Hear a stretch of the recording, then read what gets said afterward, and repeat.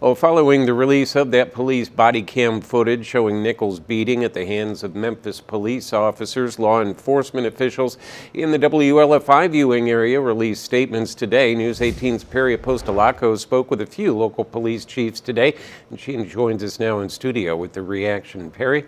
That's right, Jeff. 2 police chiefs I spoke with today condemned the actions of those 5 Memphis police officers who violently beat Tyre Nichols. Here's the heads of West Lafayette's and Frankfort's police departments with their reactions and what they want the communities they serve to know. A warning, some of the following footage may be difficult to watch. Bad cops get good cops killed. That's why Frankfort Police Chief Scott Shoemaker felt the need to release a public statement after Friday's release of body camera footage from the beating of Tyre Nichols during a traffic stop in Memphis. Eerily reminiscent of the Rodney King beating from the early 90s, and I didn't think I would ever see anything like that again in my policing career. And West Lafayette Police Chief Troy Harris released a statement of his own. Last year, there were no use of force complaints in Frankfort, and Chief Shoemaker says resisting arrest accounts for less than 2% of all arrests last year. Since the George Floyd incident in Minnesota, our emphasis was on duty to intervene. When you have an officer that is just really out of their mind, like they were with the knee on the neck in Minnesota, somebody could have stopped that. Chief Harris says no excessive force complaints have been filed against his department since they adopted reforms following the death of George Floyd in 2020.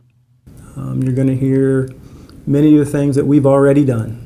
You're going to hear about de-escalation. You're going to hear about proper policies, proper procedures, no chokeholds, no pursuits. Those are things that we do. But as you see, it didn't matter in Memphis.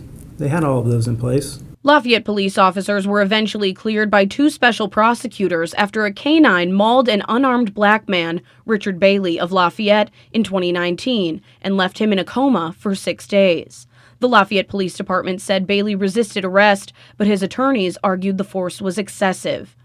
In a statement Monday, Lafayette Police Chief Scott Galloway writes, "The Lafayette Police Department strives to meet our community's safety needs and uphold the highest standards of professionalism and effectiveness." Chief Shoemaker says one reform he would support is changing the obstacles to firing officers who commit violent acts. If you have an officer that's committed an act of brutality, it should be quicker, easier to terminate that officer, because what we're going to see is that they're going to remain on the payroll pending hearings with our Board of Works. They can have a hearing, they can appeal it to a judge. I mean, it can go on. However, he does not support the limited qualified immunity for officers proposed in the George Floyd Justice in Policing Act of 2021. If every opportunity existed for somebody to just drag us and an officer to court, even though we did it right, that's going to cause a problem.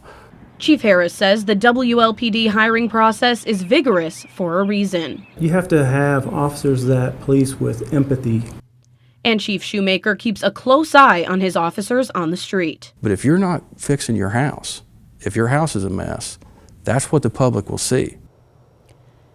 The Clinton County Sheriff's Department has also released a statement. They and Lafayette Police Chief Scott Galloway were unavailable for an on-camera interview at this time. Reporting in studio this evening, I'm Perry Apostolakos, News 18.